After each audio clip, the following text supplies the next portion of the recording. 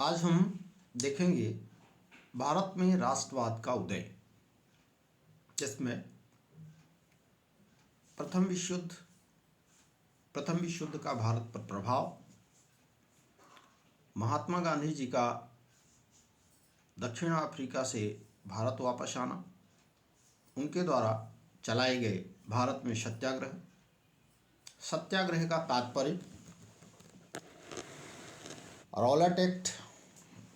Rowlatt act का विरोध, जलियांवाला बाग हत्याकांड, खिलाफत आंदोलन, असहयोग आंदोलन का वापस लिया जाना, चौरा चौरी कांड, सविनय अवज्ञा आंदोलन, भारत छोड़ो आंदोलन, साइमन कमीशन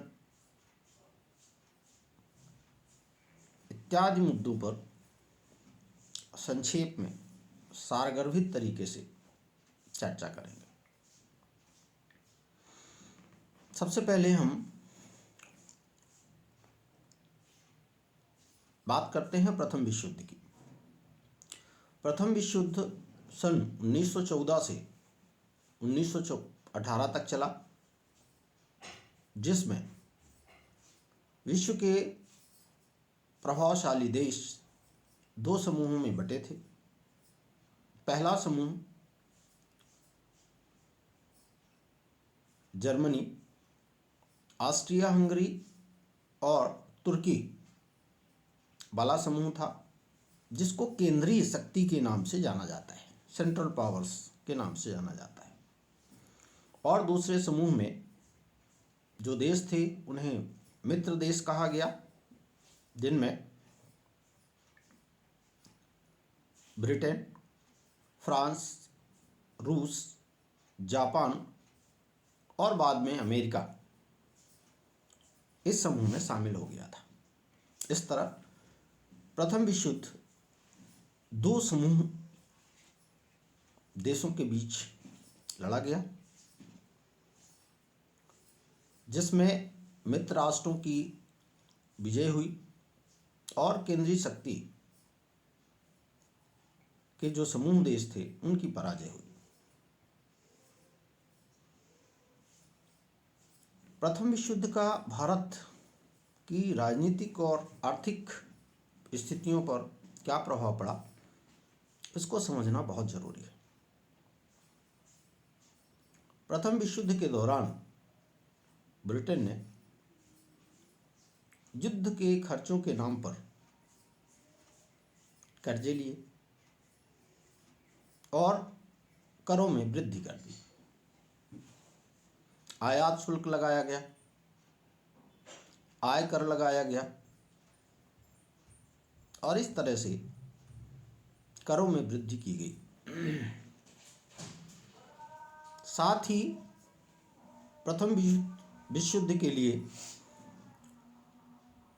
सिपाहियों की भर्ती की गई, जिसमें जबरन भर्ती किया गया। ग्रामीण क्षेत्रों से युवकों को जबरन सिपाही भर्ती में लिया गया। इससे ग्रामीण क्षेत्रों में असंतोष का माहौल बना। इस तरह प्रथम विश्व युद्ध का भारतीय सामाजिक एवं आर्थिक क्षेत्र में प्रभाव पड़ा। 1913 से 1918 के बीच में महंगाई बहुत तेजी से बढ़ गई, यहाँ तक कि महंगाई 2 गुना बढ़ गई, जिससे लोगों का जो जीवन है वह बहुत प्रभावित हुआ। लोगों में असंतोष बढ़ा और ऐसी परिस्थिति में 9 जनवरी 1915 को महात्मा गांधी दक्षिण अफ्रीका से भारत वापस आते हैं। दक्षिण अफ्रीका में महात्मा गांधी ने नस्ल भेदी सरकार के खिलाफ सत्याग्रह आंदोलन चलाया था और यह सत्याग्रह आंदोलन दक्षिण अफ्रीका में महात्मा गांधी द्वारा जो चलाया गया था उसमें उनको काफ़ी सफलता मिली थी। इस तरह एक विश्व को एक नया विचार अपने विरोधी के प्रति किस तरह से संघर्ष किया जाए और विरोधी को उसके अन्यायपूर्ण नीतियों के खिलाफ उसके मन में कैसे जागरूकता लाई जाए, इस संबंध में महात्मा गांधी द्वारा चलाया गया सत्याग्रह दक्षिण अफ्रीका में सफल रहा था। महात्मा गांधी जब भारत आते हैं तो यहाँ की जो परिस्थितियाँ थी उससे वो काफ़ी चिंतित होते हैं और उनके द्वारा जो चलाया गया सत्याग्रह आंदोलन था जो दक्षिण अफ्रीका में सफल रहा था उसे भारत में भी चलाने का निश्चय करते हैं। अब एक प्रश्न उठता है कि असल में सत्याग्रह होता क्या है। सत्याग्रह का तात्पर्य सत्य का आग्रह करना, सत्य की शक्ति पर आग्रह और सत्य की खोज, जिसमें महात्मा गांधी का मानना था कि यदि आपका उद्देश्य पवित्र है और आप अन्याय के खिलाफ लड़ाई लड़ते हैं तो ऐसी स्थिति में जो अत्याचारी व्यक्ति है, दमनकारी शक्ति है, उसके खिलाफत के लिए, उसका विरोध करने के लिए आपको शारीरिक शक्ति की आवश्यकता नहीं होती। आपको जो दमनकारी व्यक्ति होता है उसकी चेतना को झिझोड़ना होता है, उसकी चेतना को जागृत करना होता है और सहजता से ही, सहज भाव से उसे सत्य स्वीकार करने के लिए जागृत करना होता है। इस प्रकार बिना हिंसा के प्रयोग के, बिना बल शक्ति के प्रयोग के जो दमनकारी व्यक्ति है, जो अन्याय कर रहा है, अत्याचार कर रहा है, उसके मन में सत्य की भावना जागृत करना और उसे सत्य स्वीकार करने के लिए प्रेरित करना सत्याग्रह के अंतर्गत आता है। इस विचार का उपयोग करते हुए महात्मा गांधी ने भारत में पहला सत्याग्रह बिहार के चंपारण जिले में राजकुमार शुक्ल के आग्रह पर चलाया और यह सत्याग्रह नील बागान मालिकों के खिलाफ चलाया गया था, जिसमें महात्मा गांधी को सफलता प्राप्त हुई थी। 1917 में ही महात्मा गांधी ने गुजरात के खेड़ा जिले में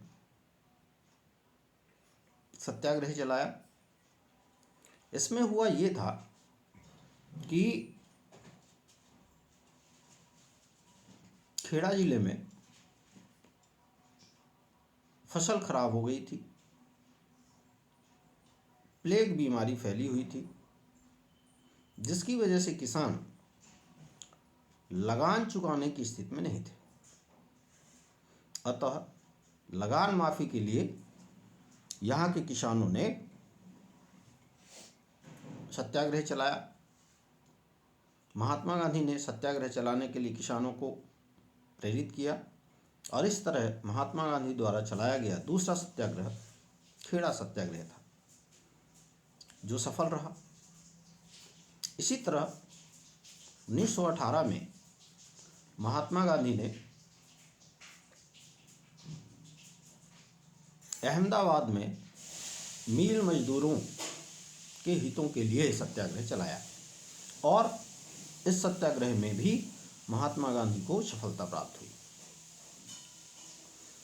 तो इस तरह महात्मा गांधी जी द्वारा भारत में चलाया गया सत्याग्रह चंपारण सत्याग्रह, जो बागान मालिकों के खिलाफ चलाया गया, 1917 में ही खेड़ा सत्याग्रह, जिसमें किसानों की आर्थिक स्थिति ठीक न होने की वजह से करों में ढील दिए जाने के लिए सत्याग्रह चलाया गया, और 1918 में अहमदाबाद में मिल मजदूरों के हितों के लिए सत्याग्रह चलाया गया। अब हम बात करते हैं रॉलेट एक्ट के बारे में। रॉलेट एक्ट 1919 में केंद्रीय लेजिस्लेटिव काउंसिल द्वारा पास किया गया था। इस एक्ट के पास हो जाने पर सरकार को राजनीतिक गतिविधियों को कुचलने के अवसर प्राप्त हो गए थे। इस एक्ट के पारित हो जाने पर सरकार को यह अधिकार प्राप्त हो गया था कि वह राजनीतिक बंदियों को बिना किसी अदालती कार्रवाई के 2 वर्ष तक जेल में बंद रख सकते। 2 वर्ष तक जेल में बंद रखने का अधिकार मिल गया। इसे काला कानून कहा गया। बिना वकील और बिना दलील का कानून कहा गया। यह कानून भारत में पैदा होने वाली राष्ट्रवादी विचार को कुचलने का उद्देश्य लेकर बनाया गया था, जिसका महात्मा गांधी ने विरोध करने का निर्णय लिया। 6 अप्रैल 1919 को इस कानून के विरोध के संदर्भ में आंदोलन करने का निर्णय लिया गया। दूसरी तरफ सरकार ने संचार व्यवस्था, रेल व्यवस्था प्रभावित होने की आशंका में लोगों पर कार्रवाइयां करनी शुरू कर दी। 10 अप्रैल 1919 को अमृतसर में रॉलेट एक्ट के विरोध में जो रैली निकाली गई थी, उस पर पुलिस ने गोली चालन कर दिया। परिणाम स्वरूप लोगों ने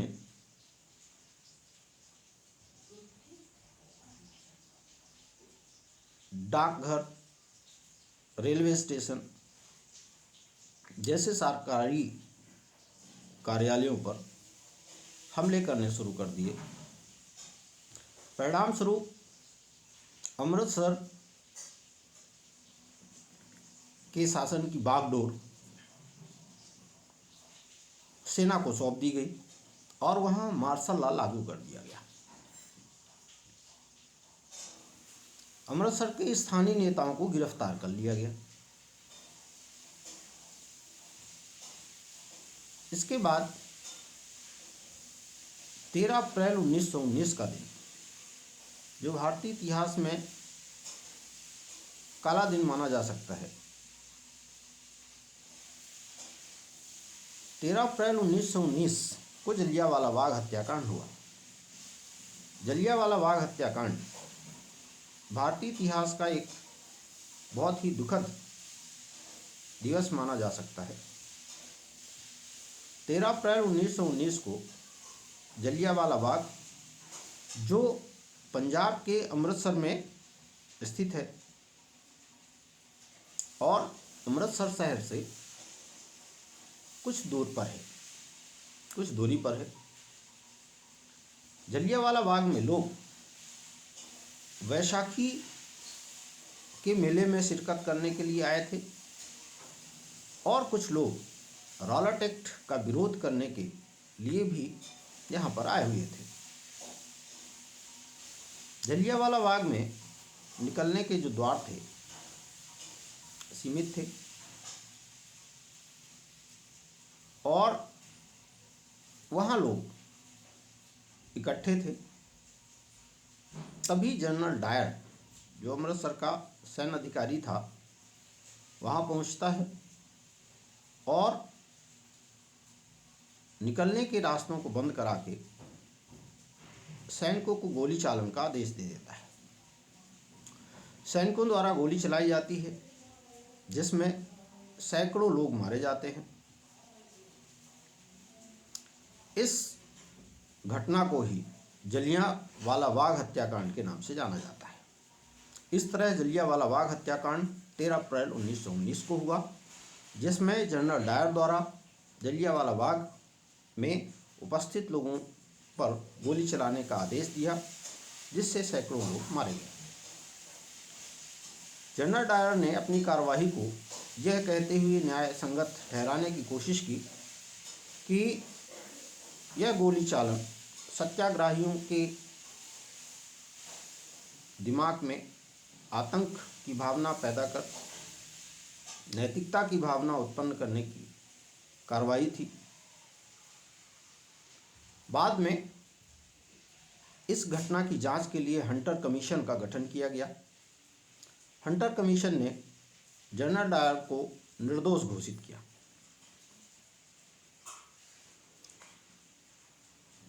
बाद में जलियांवाला बाग हत्याकांड के विरोध में देश भर में लोग आंदोलन किए। सरकारी कार्यालयों पर हमले प्रारंभ किए और सरकार ने भी, सेना ने भी दमनात्मक कार्रवाई प्रारंभ की। परिणाम स्वरूप हिंसात्मक घटनाएं घटने लगी और पुलिस द्वारा गोली चालन, बमबारी की घटनाएं सामने आने लगी। गांधी जी को समझ में आया कि इससे हिंसात्मक गतिविधियां बढ़ रही हैं, पुलिस की निर्मम कार्रवाई से लोगों की हत्या हो रही है। अतः उन्होंने इस आंदोलन को वापस ले लिया। इसके पश्चात महात्मा गांधी एक व्यापक जन आंदोलन प्रारंभ करने का विचार किया। गांधी जी को यह समझ में आया कि व्यापक जन आंदोलन चलाने के लिए हिंदू और मुसलमान दोनों के बीच समन्वय होना चाहिए और दोनों मिलकर जब आंदोलन करेंगे तभी आंदोलन ज़्यादा प्रभावी होगा। और गांधी जी को दोनों समुदायों को पास लाने का एक अवसर भी मिला और वह था खिलाफत आंदोलन। अब खिलाफत क्या है, इसको समझने का प्रयास करते हैं। शुरुआत में हमने चर्चा की कि प्रथम विश्व युद्ध में केंद्रीय शक्तियों के साथ तुर्की भी था। केंद्रीय शक्ति के जो देश थे उनकी प्रथम विश्व युद्ध में पराजय हुई थी और तुर्की भी केंद्रीय शक्तियों के साथ ही पराजित हुआ था। ब्रिटेन मित्र राष्ट्रों के समूह में था और ब्रिटेन का शासन भारत में था। भारत ब्रिटेन का उपनिवेश था। प्रथम विश्व युद्ध के बाद तुर्की पर अपमानजनक संधि थोपने की बात सामने आई। तुर्की का जो शासक था उसे विश्व भर में मुस्लिम आध्यात्मिक नेता के रूप में मान्यता प्राप्त थी और उसके शक्ति और प्रभाव में कमी किया जाना मुस्लिम समुदाय के लिए अपमान की बात थी। परिणाम स्वरूप इस अपमानजनक संधि के खिलाफ में भारत में मार्च 1919 को मुंबई में खिलाफत कमेटी का गठन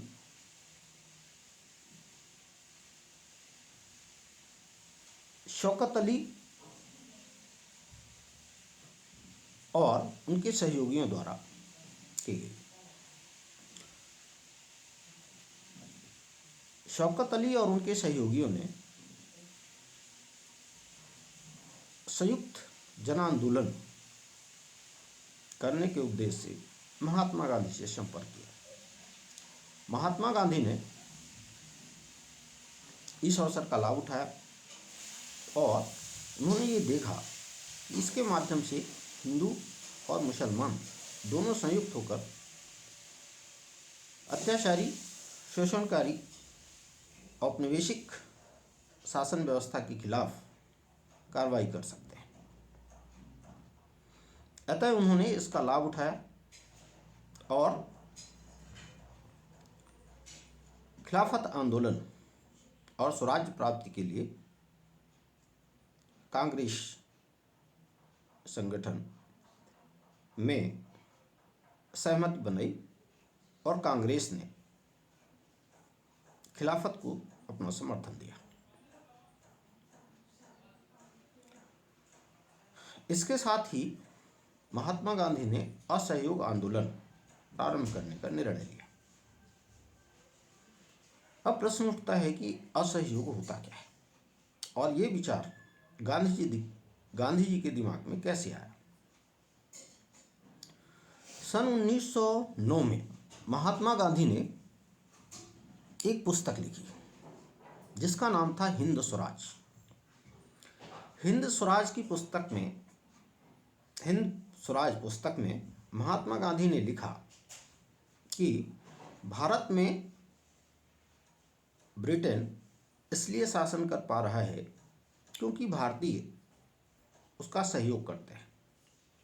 यदि भारतीय अपना सहयोग वापस ले लें, सहयोग करना बंद कर दें, तो 1 साल के अंदर ही भारत को स्वराज प्राप्त हो सकता है। इसी विचारधारा को लागू करते हुए महात्मा गांधी ने 1 अगस्त 1920 को असहयोग आंदोलन प्रारंभ किया। असहयोग आंदोलन में मुख्य जो विचार था वह यह था कि अंग्रेजों का किसी प्रकार से सहयोग न किया जाए। इसमें अंग्रेजी जो वस्त्र थे उनका बहिष्कार करना, शराब की दुकानों पर पिकेटिंग करना। पिकेटिंग का तात्पर्य होता है कि आने जाने के रास्ते को बंद करना। विद्यार्थियों द्वारा विद्यालय का बहिष्कार, सरकारी विद्यालयों का बहिष्कार करना। सेना, पुलिस एवं विभिन्न सरकारी संस्थानों में काम करने वाले लोगों द्वारा इन संस्थानों का बहिष्कार करना। इस तरह से विभिन्न कार्यों में लगे हुए लोगों द्वारा जो सरकारी कार्य थे उनका बहिष्कार करना, काम बंद करना, अदालतों का बहिष्कार करना, न्यायालयों का बहिष्कार करना आदि असहयोग आंदोलन के कार्यक्रम में शामिल थे। ब्रिटिश सरकार द्वारा जो पदवियां दी गई थी उनको वापस करना, ये गतिविधियां असहयोग आंदोलन में शामिल थी। लोगों द्वारा असहयोग आंदोलन में बढ़ चढ़कर हिस्सा लिया गया और 1921-22 के दौरान ब्रिटिश सामान जो भारत में आयात किया जाता था वह लगभग आधा रह गया। इस तरह से असहयोग आंदोलन का काफी प्रभाव हुआ। इसी बीच 5 फरवरी 1922 को उत्तर प्रदेश के गोरखपुर में स्थित चौरी चौरा नामक स्थान पर हिंसात्मक गतिविधि घटित हुई। चौरा चौरी कांड क्या है? असहयोग आंदोलन के दौरान 5 फरवरी 1922 को उत्तर प्रदेश के गोरखपुर में स्थित चौरी चौरा नामक स्थान पर असहयोग आंदोलनकारियों द्वारा एक पुलिस थाने पर आग लगा दी गई, जिसमें 22 पुलिसकर्मी जलकर राख हो गए। यह एक हिंसात्मक घटना थी जिससे गांधी जी काफ़ी दुखित हुए और उन्होंने 12 फरवरी 1922 को असहयोग आंदोलन वापस ले लिया। इसके पश्चात भारतीय इतिहास की एक महत्वपूर्ण घटना सविनय अवज्ञा आंदोलन के रूप में सामने आती है। सविनय अवज्ञा आंदोलन की जो पृष्ठभूमि है वह इस तरह है। 1926 से भारत में वैश्विक मंदी का प्रभाव समझ में आने लगा और 1930 तक वैश्विक मंदी का काफ़ी प्रभाव भारत में पड़ा। किसानों द्वारा उत्पादित वस्तुएं नहीं बिक रही थी और उन्हें जमींदारों को भाड़ा देना था, जमीन का किराया देना था और ब्रिटिश सरकार द्वारा लगाए गए कर भी चुकाने थे, लेकिन उनके उत्पादित माल की बिक्री नहीं हो रही थी। परिणाम स्वरूप किसान आर्थिक रूप से परेशान हो गया।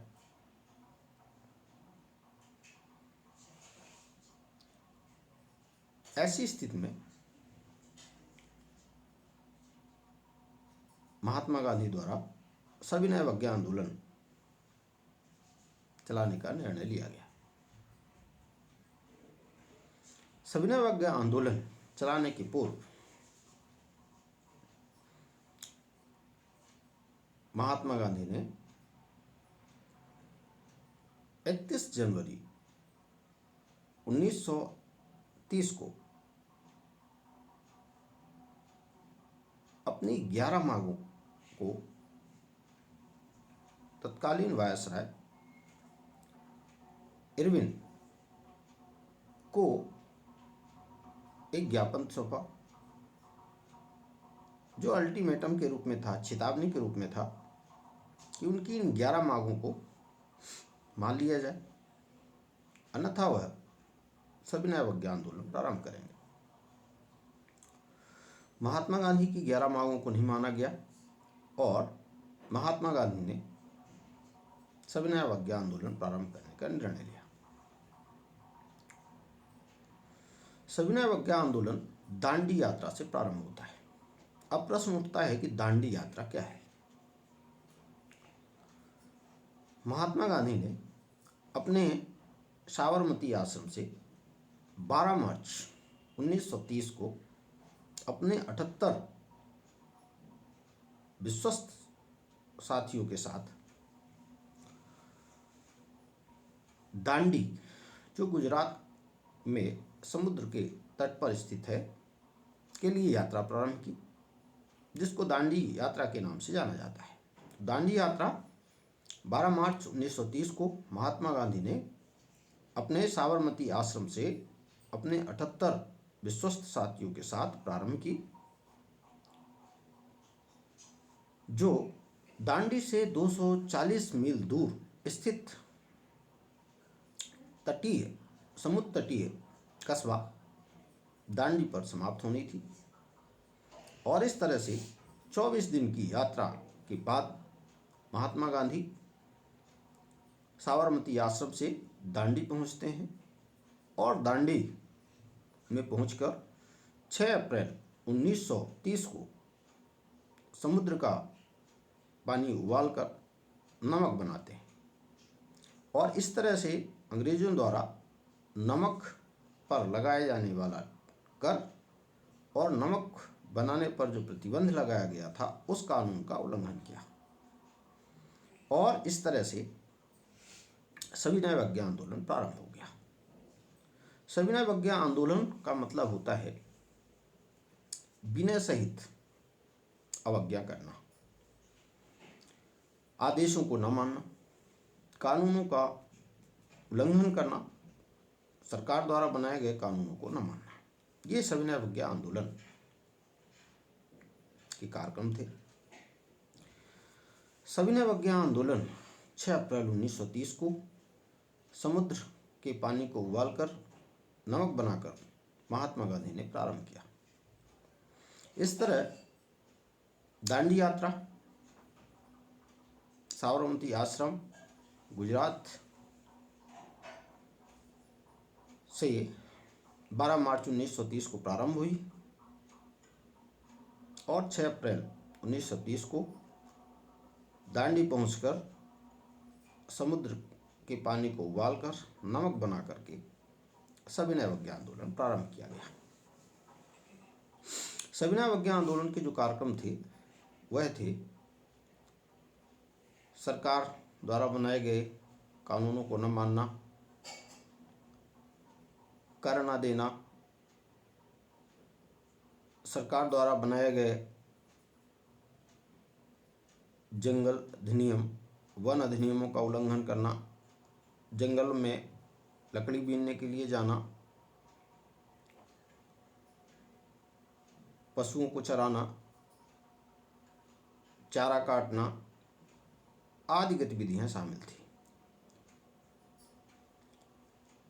इसमें जो प्रमुख गतिविधियां थी वह थी नमक बनाना, सरकार के द्वारा बनाए गए कानूनों का उल्लंघन करना, कर ना देना, सरकारी नौकरियों का, सरकारी कार्यालयों का बहिष्कार करना इत्यादि गतिविधियां सविनय अवज्ञा आंदोलन में शामिल थी। सविनय अवज्ञा आंदोलन में सीमांत गांधी के नाम से प्रसिद्ध अब्दुल गफ्फार खान ने महत्वपूर्ण भूमिका निभाई थी। इन्होंने एक संगठन बनाया था खुदाई खिदमतगार। खुदाई खिदमतगार खान अब्दुल गफ्फार खान द्वारा बनाया गया एक संगठन था जिसे लाल कुर्ती के नाम से भी जाना जाता है। तो खान अब्दुल गफ्फार खान ने सविनय अवज्ञा आंदोलन में महत्वपूर्ण भूमिका निभाई थी। 5 मार्च 1931 को गांधी और इरविन के बीच में समझौता हुआ जिसे गांधी इरविन समझौते के नाम से जाना जाता है। इसके बाद महात्मा गांधी ने सविनय अवज्ञा आंदोलन वापस ले लिया और लंदन में होने वाले द्वितीय गोलमेज सम्मेलन में भाग लेने का निर्णय लिया। महात्मा गांधी द्वितीय गोलमेज सम्मेलन लंदन में हिस्सा लेते हैं। वहां उन्हें सफलता प्राप्त नहीं होती। दिसंबर 1931 को महात्मा गांधी भारत आते हैं। यहाँ आकर उन्होंने देखा कि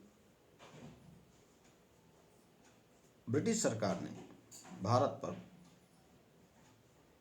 नए प्रकार के अत्याचार करने प्रारंभ कर दिए हैं। कांग्रेस को अवैध संगठन घोषित कर दिया गया। खान अब्दुल गफ्फार खान और जवाहरलाल नेहरू जेल में थे। ऐसी स्थिति में महात्मा गांधी ने 1932 में जनवरी 1932 में पुनः सविनय अवज्ञा आंदोलन प्रारंभ कर दिया। 1934 आते आते लोगों में जो उत्साह था आंदोलन को लेकर वह धीमा पड़ गया। परिणाम स्वरूप 1934 में महात्मा गांधी ने सविनय अवज्ञा आंदोलन को वापस ले लिया। इसके बाद एक महत्वपूर्ण आंदोलन जो महात्मा गांधी जी द्वारा चलाया गया वह था भारत छोड़ो आंदोलन। भारत छोड़ो आंदोलन महात्मा गांधी जी द्वारा चलाया गया व्यापक जन आंदोलन था, जिसमें महिलाओं ने, बच्चों ने, सभी वर्ग के लोगों ने व्यापक भागीदारी की थी। द्वितीय विश्व युद्ध से उत्पन्न परिस्थितियों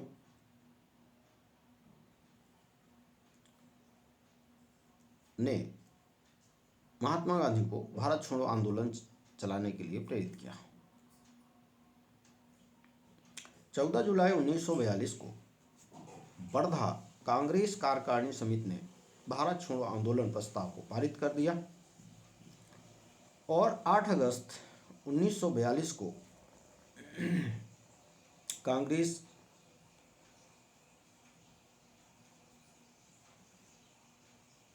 बंबई में ग्वालियर टैंक मैदान में 8 अगस्त 1942 को अखिल भारतीय कांग्रेस ने इस प्रस्ताव को पारित कर दिया। 9 अगस्त 1942 को सरकार द्वारा सभी प्रमुख नेताओं को गिरफ्तार कर लिया गया और यह भारत छोड़ो जन आंदोलन लोगों के बीच में स्वतः स्फूर्त हुआ और लोगों ने भारत छोड़ो आंदोलन में बढ़ चढ़कर हिस्सा लिया। इस आंदोलन के समय महात्मा गांधी ने करो या मरो का नारा दिया था।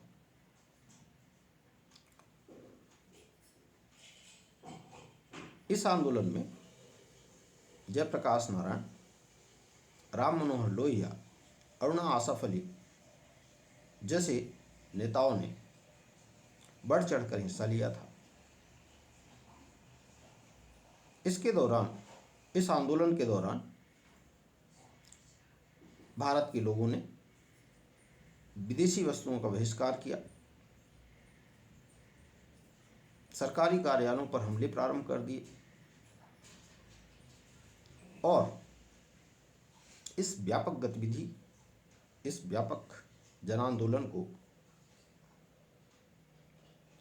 अंग्रेज सरकार ने निर्ममता से कुचलना प्रारंभ किया और इस जन आंदोलन को शांत करने में अंग्रेज सरकार को, ब्रिटिश सरकार को 1 वर्ष से ज़्यादा समय लगा था। इस तरह 1914 से प्रथम विश्व युद्ध से 1942 भारत छोड़ो आंदोलन की संक्षिप्त जानकारी इस वीडियो के माध्यम से दी जा रही है। यद्यपि इसमें जो घटनाएं हैं, हर घटना पर विस्तृत अलग अलग वीडियो बनाया जाएगा, पर 1914 से लेकर 1942 तक भारत छोड़ो आंदोलन तक एक संक्षिप्त और क्रमबद्ध तरीके से जानकारी देने का प्रयास किया गया। इसी तरह की वीडियो देखने के लिए वीडियो को लाइक करें, शेयर करें और चैनल को सब्सक्राइब करें। धन्यवाद।